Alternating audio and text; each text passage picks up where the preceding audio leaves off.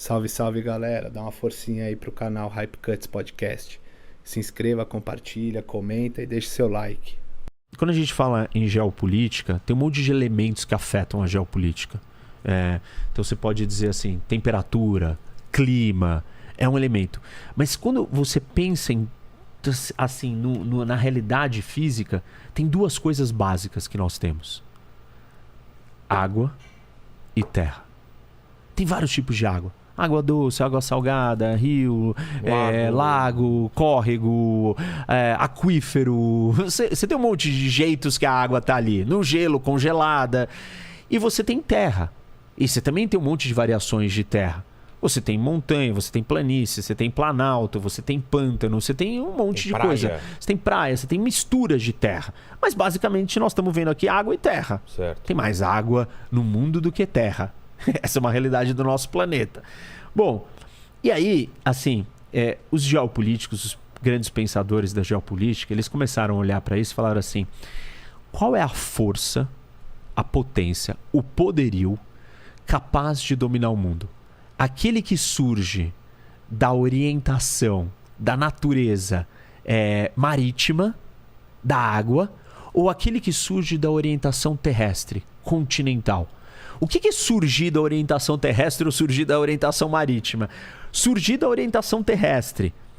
Você está localizado no meio de um continente de terra sem saída para o mar. Tá. Você tem relação com a água? Não. Não, você não tem. Ah, mas tem um lago. Bom, tá bom, mas é uma relação diferente, não tem saída. Tá preso. Você não está acessando a grande parte do planeta, do mundo, que é a água.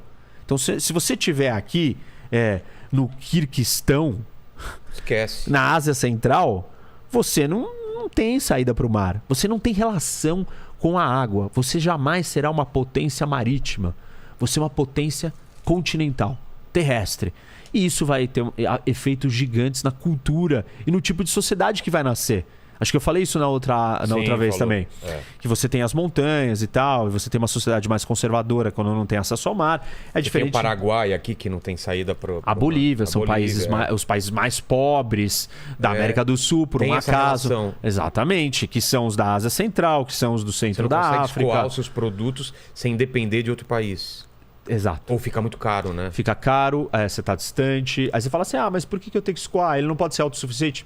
Não existe países autossuficientes numa economia globalizada. E o meio de transporte mais barato de todos é o marítimo. Exato. Por que você não manda por avião? Porque é muito caro. E aí a tecnologia. Talvez um dia, se a gente fizer meio de transporte aéreo super barato, muito barato, de cargas imensas, talvez ser um país sem saída para o mar não vai ser um problema que é hoje. Isso quer dizer que todos os países sem saída para o mar vão ser pobres ou vão ter problemas? Não, né? Acho que eu também já falei disso, que tem as exceções. E as exceções aqui na Europa, Suíça, Áustria, são países riquíssimos. Exato. Mas aí o que dita, já que você não tem saída para o mar, quem é o seu vizinho que te dá acesso ao mar. E quem são os vizinhos da Suíça? França, Itália, Alemanha. São os países mais desenvolvidos do mundo. Se você botar, talvez, Chad aqui, com esses vizinhos, ou você trazer a Alemanha aqui para o lugar da Líbia, o Sudão para o lugar da Itália e a Nigéria para o lugar da França, vai mudar. O Chad vai ser um outro país, ou vai ter outra riqueza, outro desenvolvimento. Bom, então, vamos lá. Você tem duas forças, a força terrestre e a força marítima. E aí o Mackinder, que é um desses grandes pensadores, um inglês, ele foi lá e falou assim, ele prestou atenção e falou, olha, o que fez a Inglaterra ser a grande potência, né, o Império Britânico, é que os ingleses controlavam os oceanos do mundo e com o controle dos oceanos eles conseguiram chegar em outros lugares. Porque esse é um ponto interessante. Não existem muitos jeitos de você chegar em todos os lugares do mundo. Por terra não é. Não dá. Se você estiver aqui, você não chega em todos os lugares do mundo por terra. Se você estiver aqui, você não chega em todos os lugares do mundo por terra. Por onde que você consegue chegar em todos os lugares do mundo? A gente diz que existem 4 pontes. Tá. Água, que é o principal. O segundo é o aéreo, voando. O outro é o espacial, fora da Terra, espaço sideral, que é uma extensão do aéreo, vai. Entendi. E o outro é o cibernético. Só que o cibernético você não manda pessoas, Exato. nem coisas. Dados, né? Você manda dados, informações e conversa e vídeo, a gente falando e ligação, etc. A gente chama isso de Global Commons. São os 4 meios de acesso e conexão do planeta inteiro. Ah, é do planeta inteiro? Todo, tudo? Não, não é tudo, porque se estiver na Bolívia, tipo, marítimo não vai chegar lá, então vai ser um problema. Você vai ter esse problema. Bom, e aí o que acontece? A pergunta que o Mackinder estava tentando responder é: qual das potências vai dominar o mundo? A força... Quando que ele estava fazendo essa 1902, 1903, ele começou pergunta? Quem estava dominando naquela época? O Império Britânico era a grande força. Portugal e Espanha ainda não. Já tinham sido, mas já tinha passado a época deles. Começou por eles, começou com as navegações e tal. E a Inglaterra era o grande motor. Isso, só que aí ele vira e fala o seguinte: olha, a potência marítima, que Portugal e Espanha tinham sido e que os ingleses eram, não é mais a força que vai dominar o mundo. Ele já viu isso naquela época? Ele já estava... Ele virou e falou assim: gente, é o seguinte... Até agora tá todo mundo focando... Porque antes dele veio um outro pensador que chama Alfred Mahan, que era um americano, da Marinha Americana. E ele disse: os oceanos e o controle do mar, das rotas marítimas, te faz ser a força mais poderosa do mundo, te faz dominar o mundo. Quem controlar os oceanos do mundo, quem controlar a água, a potência marítima vai dominar o mundo. Potências marítimas são as únicas forças capazes de dominar o mundo. Entendi. E o Mackinder veio e falou assim: não. Por quê? Tá acontecendo uma coisa. Ele virou e falou assim: olha, eu sei que as forças marítimas ganharam espaço porque houveram revoluções tecnológicas. Quais? Navegação a vapor, que a gente citou. Sim. E a construção desse canal aqui. Canal de Suez. Que mudou as rotas de navegação e permitiu que... Como que era antes? Você não passava por aqui. Ah, era fechado? Não existia. Esse canal sempre teve. Isso daqui é um estreito, não é um canal. Ah, não é um canal? É o Estreito de Gibraltar. Assim como o canal do Panamá também não existia. Tá. Isso. E essas duas entendi. portais aqui mudaram... Isso é o humano que fez. Humano que fez. Deixa eu ver se... Saiu, Tá. ficou bom. Então, o que aconteceu? Isso mudou as distâncias. Claro. Em vez de você vir aqui, vou navego aqui e tal, doideira. e chegou aqui na Índia, você simplesmente desce aqui, entra, navega no Mediterrâneo, desce. Nossa. Olha como é muito mais curto. Exato. Do mesmo jeito que, né, vai acontecer agora dele vir por aqui e chegar aqui. Muito mais rápido do que mesmo vir por aqui. A rota pelo Ártico é mais fácil, mais rápida do que... Não é mais fácil, ela é mais rápida. Mais fácil ela vai ser quando derreter e se derreter totalmente e abrir as rotas de navegação. Bom, então o que aconteceu? Mudou isso e mudou o meio de transporte. Você conseguiu navegar a vapor mais rápido. Não esperar o vento te trazer para cá, para você pegar o impulso e virar e vir para cá. Que era assim. Aliás. Era. Nossa, que você não podia virar e falar assim: não, quero ir daqui pra cá. Não, você tem que ver o vento, pra onde que tá a rota de vento. Nossa. E ficar se perdendo. E não só isso. Tivemos que inventar bússola, caravela. Tiveram uma série de evoluções marítimas que deram essa ascensão das potências marítimas. Quem são as potências marítimas? Aqueles que têm acesso ao mar. No caso, os primeiros foram os portugueses e os espanhóis.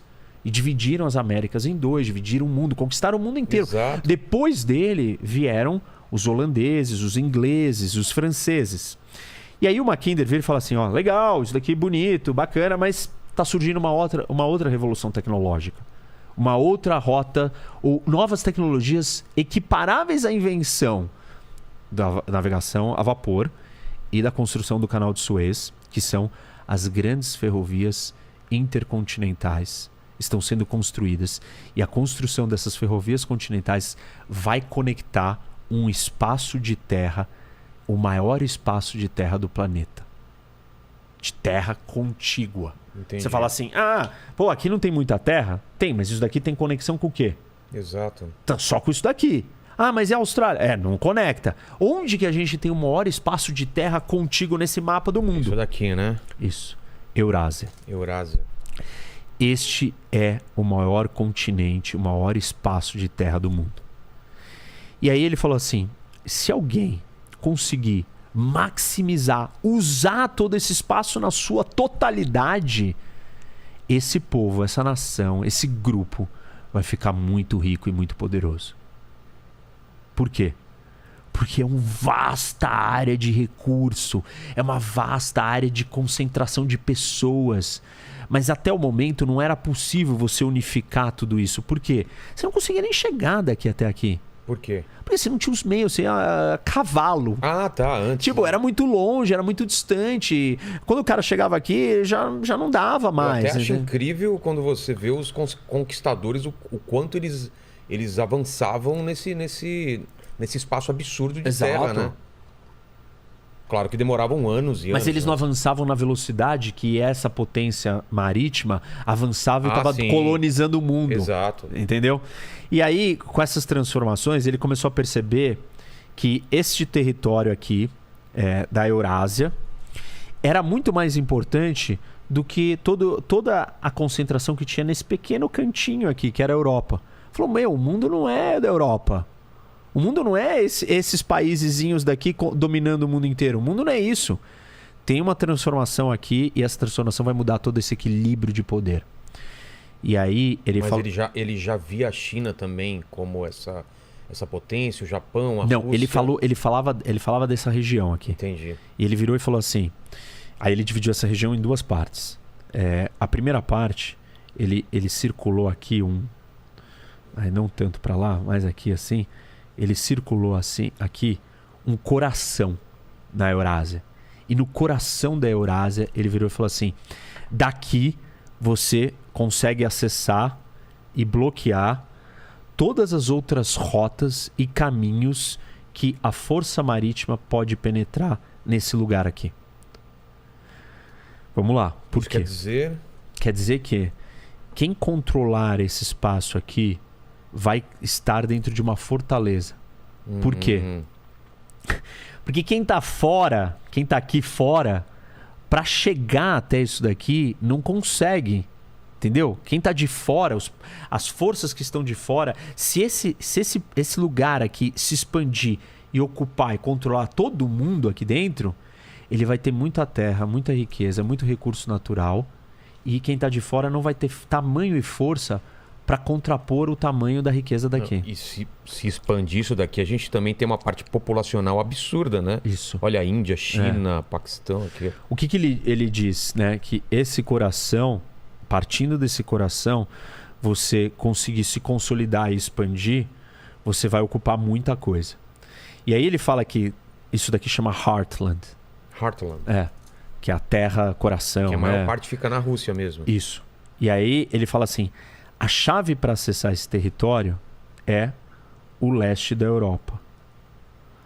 E aí ele parte da seguinte teoria, que é um axioma da geopolítica, que ele vira e fala assim: quem controla o leste europeu, ou Europa Oriental, controla o Heartland. Quem controla o Heartland, controla a Ilha Mundo. Ilha Mundo é... Entendi. A Eurásia. Eurásia. Quem controla a Ilha Mundo, controla o mundo.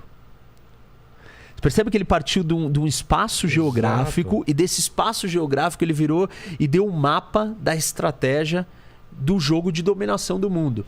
Mas ele viu isso daqui meramente como o centro geográfico, ou ele viu riqueza, viu quem tá lá? Riqueza, quem tá lá, tudo, o tamanho, o espaço. Por quê?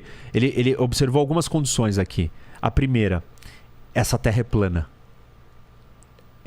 Não tem muita montanha? Não. É um terreno aberto.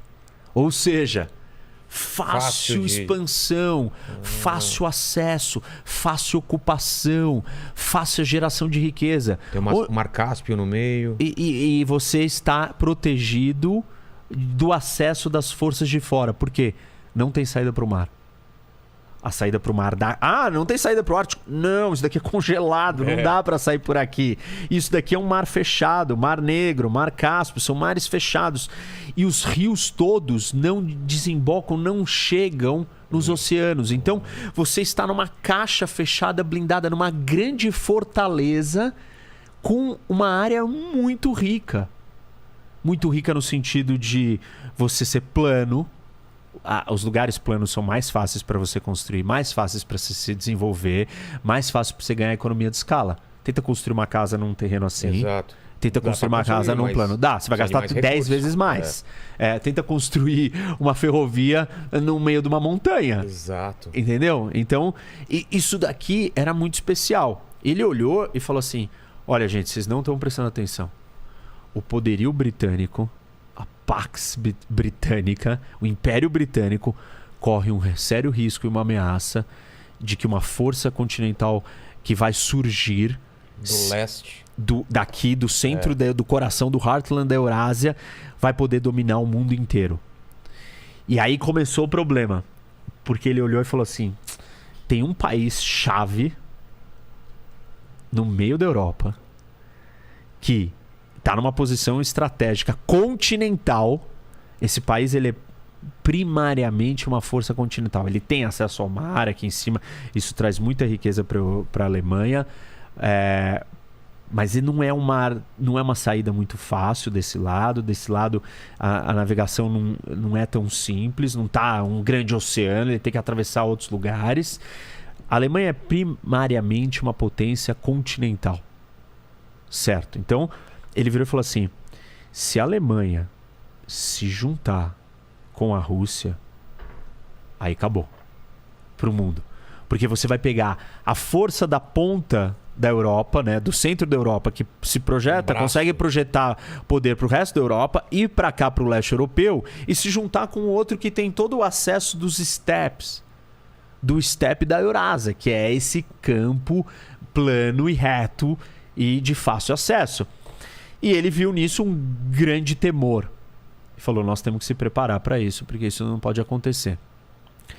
E aí nós temos Primeira Guerra Mundial, Segunda Guerra Mundial, Guerra Fria. E todos esses momentos da história daí em diante é um confronto entre as potências continentais e as potências marítimas. Potência marítima representada inicialmente pelo Reino Unido e depois pelos Estados Unidos. Os Estados Unidos é uma potência marítima? É.